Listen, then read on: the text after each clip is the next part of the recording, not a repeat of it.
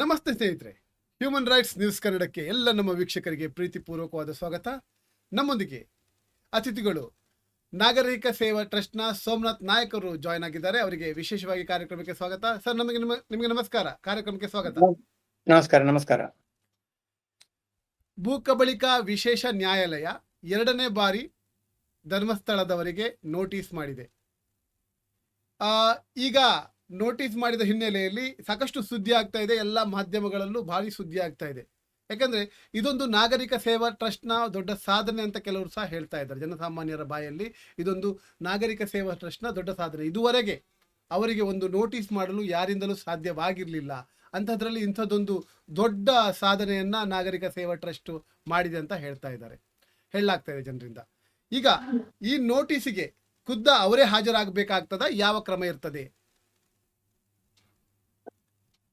ಕರ್ನಾಟಕ ಭೂ ಕಬಳಿಕೆ ನಿಷೇಧ ವಿಶೇಷ ನ್ಯಾಯಾಲಯ ಈ ಒಂದು ಕೋರ್ಟ್ ಯಾವುದುಂಟೋ ಇದು ಕರ್ನಾಟಕದಲ್ಲಿ ಒಂದೇ ಕೋರ್ಟ್ ಇರುವಂಥದ್ದು, ಬೆಂಗಳೂರಿನಲ್ಲಿರುವಂಥದ್ದು.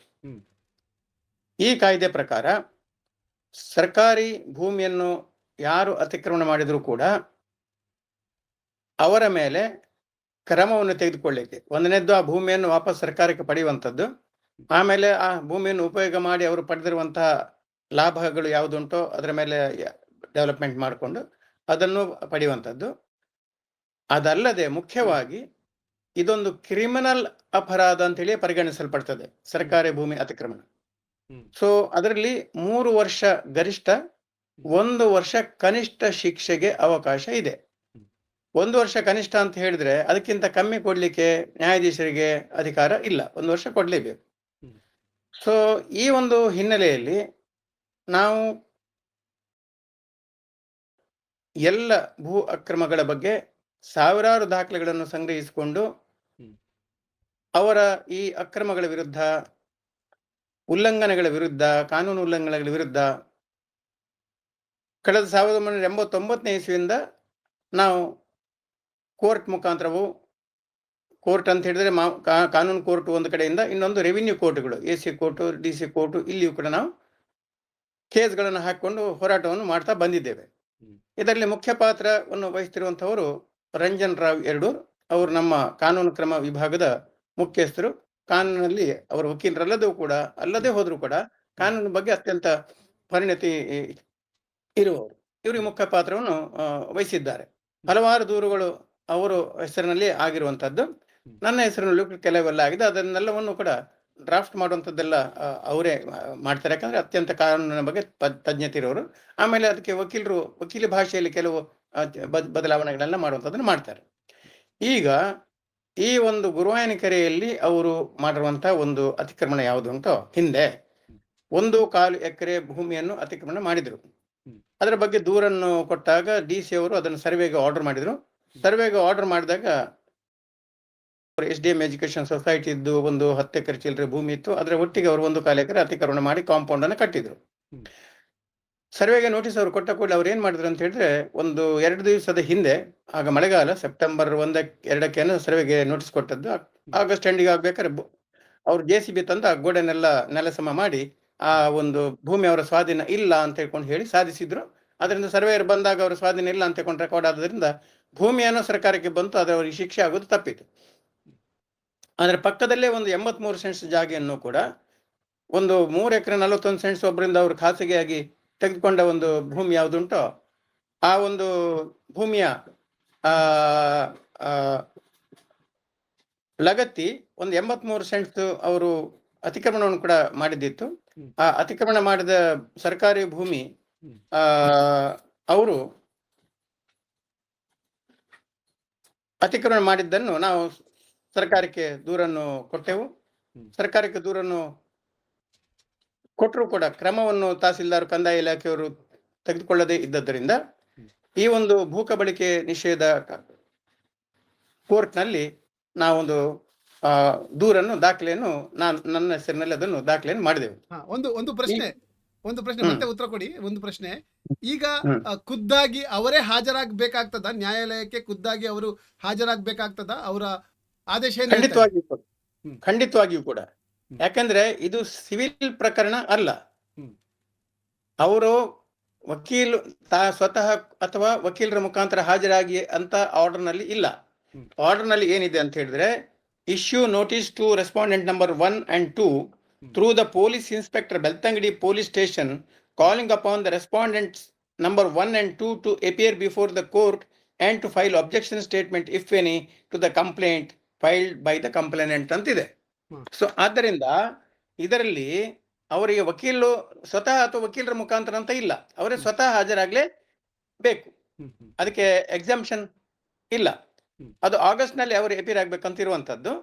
ಸೊ ಅವರ ಅಬ್ಜೆಕ್ಷನ್ಸ್ ಏನಾದ್ರು ಇದ್ರೆ ಅವರು ಅದನ್ನು ಹಾಜರುಪಡಿಸಬಹುದು. ಆದ್ರೆ ಇದರಲ್ಲಿ ಏನಂತ ಹೇಳಿದ್ರೆ, ಈ ಒಂದು ಪ್ರಕರಣದಲ್ಲಿ ಈಗಾಗಲೇ ಒಂದು ಅತಿಕ್ರಮಣ ಆಗಿದೆ ಅನ್ನುವಂಥದ್ರ ಬಗ್ಗೆ ಸ್ಪಷ್ಟವಾದ ವರದಿಯನ್ನು ಇವರು ಕೊಟ್ಟಿದ್ದಾರೆ.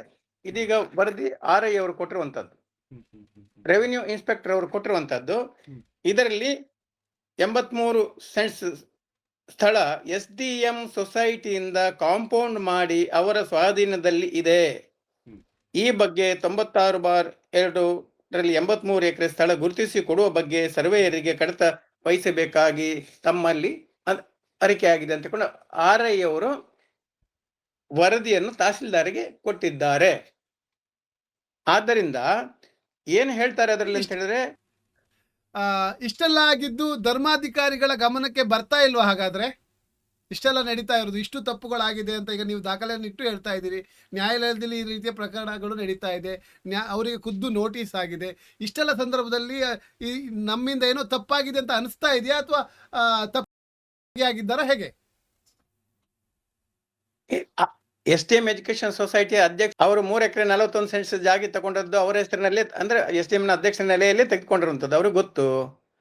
ಅದ್ರ ಒಟ್ಟಿಗೆ 83 ಸೆಂಟ್ಸ್ ಅತಿಕ್ರಮಣ ಮಾಡಿರುವಂಥದ್ದು ವಿಷಯ ಯಾವುದುಂಟೋ ಅದು ಅವರಿಗೆ ಗೊತ್ತಿಲ್ಲದ ಅತಿಕ್ರಮಣ ಮಾಡ್ಲಿಕ್ಕೆ ಸಾಧ್ಯ ಇಲ್ಲ. ರಬ್ಬರ್ ತೋಟ ಅಲ್ಲಿರುವಂಥದ್ದು, ಕಾಂಪೌಂಡ್ ವಾಲ್ ಅಷ್ಟು ಗಟ್ಟಿಯಾಗಿ ಕಟ್ಟಿರುವಂಥದ್ದೆಲ್ಲ ಅವ್ರ ಗಮನಕ್ಕೆ ಬಾರದೆ ಯಾವುದು ಕೂಡ ಆಗುದಿಲ್ಲ. ಅವರ ಡೈರೆಕ್ಷನ್ ಇಲ್ಲದೆ, ಅವರ ಇನ್ಸ್ಟ್ರಕ್ಷನ್ಸ್ ಇಲ್ಲದೆ ಅವರ ನೌಕರರು ಯಾವುದನ್ನು ಮಾಡುವುದಿಲ್ಲ. ಅದರಿಂದ ಅವರ ಗಮನದಲ್ಲಿ ಇದ್ದೇ ಇಲ್ಲ ಆಗುವಂಥದ್ದು. ಆದ್ರೆ ಒಂದು ಮನಸ್ಸಿನಲ್ಲಿ ಅವರದ್ದು ಇರ್ತದಲ್ಲ, ನಾನು ಸಂಸದರಾಗಿರಲಿಲ್ಲ, ಆದ್ರೆ ನಾನು ಧರ್ಮಾಧಿಕಾರಿ, ಪದ್ಮವಿಭೂಷಣ, ನನಗೆ ನೂರಾರು ಪ್ರಶಸ್ತಿಗಳೆಲ್ಲ ಬಂದಿದೆ. ಮಂತ್ರಿಗಳು, ಶಾಸಕರು, ಇವನ್ ಹೈಕೋರ್ಟ್ ಜಡ್ಜ್ ಕೂಡ ಅಲ್ಲಿಗೆ ಹೋಗ್ತಾರೆ, ಕೋರ್ಟ್ಗಳ ಜಡ್ಜಸ್ಸು ಹೋಗ್ತಾರೆ. ಈ ಶಾಸಕಾಂಗದವರು, ಅಧಿಕಾರಿಗಳೆಲ್ಲವೂ ಕೂಡ ಅವರು ಹೇಳಿದ ಕೆಲಸಗಳನ್ನು ಶಿರಸಾವಹಿಸಿ ಮಾಡ್ತಾರೆ. ಸೊ ಈ ಎಲ್ಲ ಭಾವನೆ ಅವರಿಗೆ ಇರೋದ್ರಿಂದ ನಾನು ಏನು ಮಾಡಿದ್ರು ದಕ್ಕುತ್ತದೆ ಎನ್ನುವಂತ ಒಂದು ಭಾವನೆಯಲ್ಲಿ ಅವರು ಇಂಥದ್ದು ಸಾಕಷ್ಟು ಅಕ್ರಮಗಳನ್ನು, ಭೂ ಕಬಳಿಕೆಗಳನ್ನು ಎಲ್ಲವನ್ನೂ ಮಾಡಿದ್ದಾರೆ. ಅದೇನು ಒಂದೆರಡಲ್ಲ. ನಾವು ಜನತಾ ನ್ಯಾಯಾಲಯದ ಮುಂದೆ ಪುಸ್ತಕ ಪ್ರಿಂಟ್ ಮಾಡಿದ್ರಲ್ಲಿ ಅದರಲ್ಲಿ ಮೊದಲನೇ ಅಧ್ಯಾಯ ಇರುವಂತದ್ದೇ ಭೂ ಕಬಳಿಕೆ ಮತ್ತು ಅತಿಕ್ರಮಣ ಅಂತ ಹೇಳ್ಕೊಂಡು ಹೇಳಿ. ಈ 305 ಪುಟದಲ್ಲಿ ಸುಮಾರು 130 ಪುಟ ಇರುವಂತದ್ದು ಇವರದ್ದು ಭೂ ಕಬಳಿಕೆಗೆ ಸಂಬಂಧಪಟ್ಟಂತೆ, ಭೂ ಅಕ್ರಮಕ್ಕೆ ಸಂಬಂಧಪಟ್ಟಂತೆ ಇರುವಂತದ್ದು. ಸೊ ಇದೆಲ್ಲವನ್ನು ಕೂಡ ಅವರು ನಾನು ಏನ್ ಮಾಡಿದ್ರು ಗಿಟ್ಟುತ್ತದೆ, ಆಗ್ತದೆ ಅನ್ನುವಂಥದ್ದು ಅದು ಅವರ ಮನಸ್ಸಿನಲ್ಲಿ ಇರುವಂತದ್ದು. ದೇವರ ಭೂಮಿಯನ್ನು ಕೂಡ ಅವರು ಅವರ ಕುಟುಂಬದ ಹೆಸರಿಗೆ ಮಾಡ್ಕೊಳ್ಳಿಲ್ವಾ? ಅಧಿಕಾರಿಗಳನ್ನು ಅವರ ಹೆಸರಿಗೆ ಅದನ್ನು ಬೇಕಾದ ರೀತಿಯಲ್ಲೆಲ್ಲ ಮ್ಯಾನ್ಪುಲೇಷನ್ಗಳನ್ನು ಮಾಡಿಲ್ವಾ? ಅವರ ತಮ್ಮನಿಗೆ ಕೂಡ ಭೂರಹಿತ ಬಡೆ ಅಂತ ಸ್ಯಾಂಕ್ಷನ್ ಅನ್ನು ಮಾಡಿಲ್ವಾ? ಅಂದ್ರೆ ಇದೆಲ್ಲ ಆಗ ಇತ್ತು ಹಾಗೆ. ಆದ್ರೆ ಕಾನೂನಿನ ಚೌಕಟ್ಟಿನೊಳಗೆ ಅವರು ಸಹ ಬಂದೇ ಬರ್ಬೇಕಲ್ವಾ? ಅವರಿಗೆ ಸಹ ಕಾನೂನು ಪ್ರತ್ಯೇಕ ಅಂತ ಯಾವುದು ಇಲ್ಲ ಅಲ್ಲ. ಹೀಗೆ ಅವರು ಮಾಡುತ್ತಿರುವಂತ ಈ ಒಂದು ಭೂ ಕಬಳಿಕೆಗಳು, ಭೂ ಅತಿಕ್ರಮಣಗಳು, ದಲಿತರ ಭೂಮಿ ಕಬಳಿಕೆಗಳು, ಇದೆಲ್ಲವೂ ಕೂಡ DC ಮನ್ನಾ ಭೂಮಿ ಕಬಳಿಕೆ, ಇದೆಲ್ಲವೂ ಕೂಡ ರಾಶಿ ಇದೆ ಎಲ್ಲವೂ ಕೂಡ. ಸೊ ಆದ್ರೆ ಅದು ನಡೀತಿತ್ತು. ಯಾಕಂತ ಹೇಳಿದ್ರೆ ಅವರ ಆ ಪ್ರಭಾವ ವಲಯಗಳು ಅಥವಾ ಎಲ್ಲಾ ರೀತಿಯಲ್ಲಿ ಎಲ್ಲ ಮ್ಯಾನ್ಪುಲೇಷನ್ಗಳನ್ನು ಸಹ ಅವರು ಮಾಡುವಂತದ್ರಲ್ಲಿ ಅವರು ಅಧಿಕಾರಿಗಳು ಸಹ ಆಗ್ತಿದ್ರು. ಆದ್ರೆ ಈಗ ಕಾನೂನಿನ ಒಂದು ಚೌಕಟ್ಟಿನಲ್ಲೂ ಬಲವಾಗಿ ನಾವು ಹಿಡ್ಕೊಂಡು ಹೋಗ್ತಾ ಬಂದಿದ್ದೇವೆ ಹಿಂದಿನಿಂದಲೂ ಕೂಡ. ಅದರಲ್ಲಿ ಅಲ್ಲಲ್ಲಿ ಆಗಾಗ ಸಣ್ಣ ಒಂದು ಯಶಸ್ಸು ಕೂಡ ಕಾಣ್ತಾ ಇದ್ದೆವು. ಈಗ ಇತ್ತೀಚೆಗೆ AC ಕೋರ್ಟ್ನಲ್ಲಿ ಕೂಡ ಪುತ್ತೂರಿನಲ್ಲಿ ಕೂಡ ಆ ಭೂ ಮಂಜೂರಾತಿ ಆಗಿರುವಂತದ್ದು, ಭೂ ರಹಿತ ಬಡವಂತ ಅದು ಕೂಡ ರದ್ದಾಗಿರುವಂಥದ್ದು ಹೀಗೆ ಕಾಣ್ತಾ ಇತ್ತು. ಹಾಗೆ ಈಗ ಈ ಭೂ ಕಬಳಿಕೆ ನಿಷೇಧ ಕಾನೂನು ಬಹಳ ಬಲವಾಗಿದೆ. ಮಾತ್ರವಲ್ಲ, ಆ ಒಂದು ಕೋರ್ಟ್ನ ಬಗ್ಗೆ ಒಳ್ಳೆಯ ಅಭಿಪ್ರಾಯವೂ ಕೂಡ ಇದೆ. ಅದನ್ನು ಯಾರು ಯಾವುದೇ ರೀತಿಯಲ್ಲಿ ಪ್ರಭಾವಗೊಳಿಸಿ ಅಥವಾ ರಾಜಕೀಯದ ಪ್ರಭಾವ ಬೀರಿ ಅಲ್ಲಿ ಪೂರಕವಾದ ಒಂದು ಆದೇಶವನ್ನು ಪಡೀಲಿಕ್ಕೆ ಸಾಧ್ಯ ಇಲ್ಲ ಎನ್ನುವಂತ ಒಂದು ಒಳ್ಳೆಯ ಅಭಿಪ್ರಾಯ ಇದೆ ಆ ಕೋರ್ಟ್ನ ಬಗ್ಗೆ. ಆದ್ದರಿಂದ ನಮಗೂ ಕೂಡ ವಿಶ್ವಾಸ ಬಂತು, ಈ ಕೋರ್ಟಿಗೆ ಹಾಕಿದ್ರೆ ಇವರನ್ನು ಖಂಡಿತವಾಗಿಯೂ ಕೂಡ ಬಚಾವ್ ಮಾಡ್ಲಿಕ್ಕೆ ಸಾಧ್ಯ ಇಲ್ಲ ಯಾರಿಂದಲೂ ಕೂಡ, ಅಂದ್ರೆ ರಾಜಕಾರಣಿಗಳಿಂದಲೋ ಅಥವಾ ಹಣದ ಪ್ರಭಾವದಿಂದಲೋ ದೇವರ ಒಂದು ಹೆಸರು ಬಳಸಿ ಮಾಡ್ಲಿಕ್ಕೆ ಸಾಧ್ಯ ಇಲ್ಲ ಅಂತ. ಅಲ್ಲ ಅಲ್ಲ ಸೊ ಅದು ಈಗ ಇಲ್ಲಿ ನಮ್ಗೆ ಇಲ್ಲಿ ಇಲ್ಲಿ ಒಂದು ಪ್ರಶ್ನೆ, ಇಷ್ಟು ತಡವಾಗಿದ್ದೇಕೆ? ಈಗ ನೀವು ಈ ಬೇರೆಲ್ಲವನ್ನ ಮಾಡ್ತಾ ಇದ್ರಿ, ಈ ನ್ಯಾಯಾಲಯಕ್ಕೆ ಹೋಗೋದು ಇಷ್ಟು ತಡವಾಗಿದ್ದೇಕೆ ಅಂತ? ನಾವು ಹಿಂದಿನಿಂದಲೂ ಕೂಡ ಒಂದು ಒಂದು ಒಂದು ಏನಿದೆ ಅಂತ ಹೇಳಿದ್ರೆ, ಈ ಒಂದು ರೆವಿನ್ಯೂ ಭೂಮಿಗಳಿಗೆ ಸಂಬಂಧಪಟ್ಟಂತೆ ಯಾವುದಾದ್ರೂ ಅಕ್ರಮಗಳು ಅಥವಾ ಅತಿಕ್ರಮಣಗಳೆಲ್ಲ ಆದ್ರೆ ಅದನ್ನು ಮೊದಲು ನಾವು ರೆವಿನ್ಯೂ ಡಿಪಾರ್ಟ್ಮೆಂಟ್ ನ ಗಮನಕ್ಕೆ ತರಬೇಕು, ತಹಸೀಲ್ದಾರಿಗೆ ಗಮನಕ್ಕೆ ತರಬೇಕು, ಡಿ ಸಿ ಅವರ ಗಮನಕ್ಕೆ ತರಬೇಕು. ಅದಾದ ನಂತರ ಅವರು ಕ್ರಮ ತೆಗೆದುಕೊಳ್ಳದೆ ಹೋದಾಗ ಮಾತ್ರ ನಾವು ಇಲ್ಲಿಗೆ ಬರಲಿಕ್ಕೆ ಸಾಧ್ಯ ಆಗುವಂಥದ್ದು. ಸೊ ಆ ಪ್ರಕಾರದಲ್ಲಿ ನಾವು ಸಾಕಷ್ಟು ನೋಡಲಿ ಕಾನೂನು ನಿರ್ಭೀತಿ ಅಂತ ಇರುವಂಥದ್ದು ಇದೆ. ಹಲವಾರು ಪ್ರಕರಣಗಳನ್ನು ನಾವು ದಾಖಲೆಗಳನ್ನು ಮಾಡಿದ್ದೇವೆ, ಕಂಪ್ಲೇಂಟ್ಗಳನ್ನು ಮಾಡಿದ್ದೇವೆ. ಹ್ಮ್. ಕೆಲವು ಅವರ D C court, A C court ನಲ್ಲಿ ಕೂಡ ಇರುವಂತದ್ದು ಇದೆ, ಪೆಂಡಿಂಗ್ ಇರುವಂತದ್ದು ಕೂಡ ಇದೆ. ಹ್ಮ್.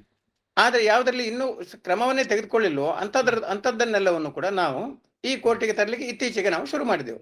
ಇದು ಈಗ ಮಾಡಿರುವಂತದ್ದು ಯಾವ್ದು ಉಂಟು, ಈಗ 1-2 ವರ್ಷದ ಹಿಂದೆ ನಾವು ಅದನ್ನು ತಯಾರು ಮಾಡಿ ಇಟ್ಟಿದ್ದೆವು. ನಾವು ಇತ್ತೀಚೆಗೆ ಫೈಲ್ ಮಾಡ್ಲಿಕ್ಕೆಲ್ಲ ಶುರು ಮಾಡಿದೆವು ಎಲ್ಲ. ಇದು ಈಗ 3 ಪ್ರಕರಣ ಆಗಿದೆ ಈಗ ದಾಖಲು ಮಾಡಿರುವಂತದ್ದು. ಆದ್ರೆ ಆಕ್ಷನ್ಗಳು ಆಗದೆ ಹೋದಾಗ ಮತ್ತೆ ನಾವು ಈ ಒಂದು ಭೂ ಕಬಳಿಕೆ ನಿಷೇಧಕ್ಕೆ ಕೋರ್ಟಿಗೆ ಬರುವಂತದ್ದು. ಸೊ ಇದರ ಬಗ್ಗೆ ಎಲ್ಲ ಒಂದು ವರ್ಷದ ಹಿಂದೆನೆ ಕೂಡ ನಾವೆಲ್ಲ ತಯಾರಿಗಳನ್ನೆಲ್ಲ ಮಾಡಿದ್ದೆವು. ಮತ್ತೆ ನಮ್ಗೆ ಸ್ವಲ್ಪ ಹೇಗೆ ಈ ಕೋರ್ಟಿಗೆ ಹೋದ್ರೆ ಏನು ಅಂತ ಒಂದು ಸ್ವಲ್ಪ ಅಳುಕು ಕೂಡ ಇಲ್ಲ ಇತ್ತು, ಹೇಗಾಗ್ತದೆ ಅಂತಕೊಂಡು ಹೇಳಿ.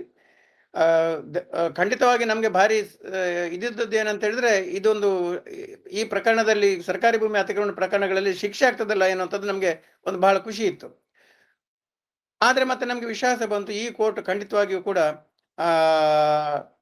ಎಷ್ಟೇ ಪ್ರಭಾವಶಾಲಿ ಆದ್ರೂ ಕೂಡ MP ಆಗ್ಲಿ ಅಥವಾ ಧರ್ಮಾಧಿಕಾರಿ ಆಗ್ಲಿ ಅಥವಾ ಯಾವುದೇ ರೀತಿಯ ಒಂದು ಶ್ರೀಮಂತಿಕೆಯ ಒಂದು ದೊಡ್ಡಸ್ತಿಕೆಯ ಪ್ರಶಸ್ತಿಗಳ ಹೊರೆಯನ್ನು ಹೊತ್ಕೊಂಡವರಾದ್ರೂ ಕೂಡ ಈ ಕೋರ್ಟ್ ನ್ಯಾಯ ಪ್ರಕಾರ, ಕಾನೂನು ಪ್ರಕಾರವೇ ನ್ಯಾಯವನ್ನು ಕೊಡ್ತದೆ ಅನ್ನೋದ್ರ ಬಗ್ಗೆ ನಮ್ಗೆ ವಿಶ್ವಾಸ ಬಂತು. ಆ ಪ್ರಕಾರ ಈಗ ಇದಕ್ಕೆ ನಾವು ಹೋಗುವಾಗ ಸ್ವಲ್ಪ ತಡ ಆಗ್ಲಿಕ್ಕೆ ಕಾರಣ, ಒಂದು ಹೋಗುವಂತ ಕ್ರಮದಲ್ಲಿಯೇ ನಾವು ಹೋಗ್ಬೇಕಾಗ್ತದೆ.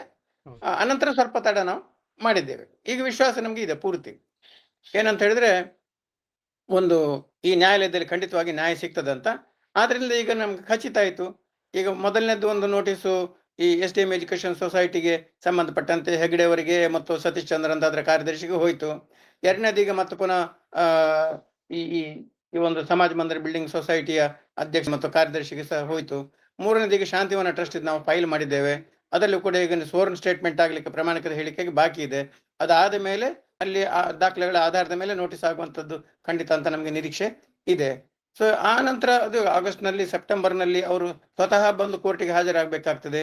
ಈ ಅದರ ನಡುವಿನಲ್ಲಿ ಅವರಿಗೆ ಅದಕ್ಕೆ ಉತ್ತರ ಕೊಡುವಂತದ್ದಕ್ಕೆ ಎಲ್ಲ ಕಾನೂನಿನ ಸಲಹೆ ತೆಗೆದುಕೊಳ್ಳುವಂತ ಅವರಿಗೆ ಅವಕಾಶಗಳು ಖಂಡಿತ ಇದ್ದೇ ಇದೆ. ಆದ್ರೆ ಒಂದಂತೂ ನಿಶ್ಚಿತ, ಈ ಈ ಈ ಒಂದು ಕೋರ್ಟ್ ನಲ್ಲಿ ಈ ನೋಟಿಸು ಈಗ ಬೆಳ್ತಂಗಡಿ ಸರ್ಕಲ್ ಇನ್ಸ್ಪೆಕ್ಟರ್ ಮುಖಾಂತರ ಅವರಿಗೆ ಜಾರಿ ಆಗ್ಲೇಬೇಕು. ಆಮೇಲೆ ಇವರು ಆ ನಿಗದಿತ ಡೇಟಿಗೆ ಅವರು ಕೋರ್ಟಿಗೆ ಅವರೇ ಸ್ವತಃ ಹಾಜರು ಕೂಡ ಆಗ್ಬೇಕಾಗ್ತದೆ. ಇದರ ಬಗ್ಗೆ ಯಾವುದೇ ಸಂಶಯ ಇಲ್ಲ. ನಾಗರಿಕ ಸೇವಾ ಟ್ರಸ್ಟ್ ನ ಪರವಾಗಿ ವಾದಿಸಿದ ವಕೀಲರು ಯಾರು, ಅವರ ಹಿನ್ನೆಲೆ ಏನು? ಹಲೋ.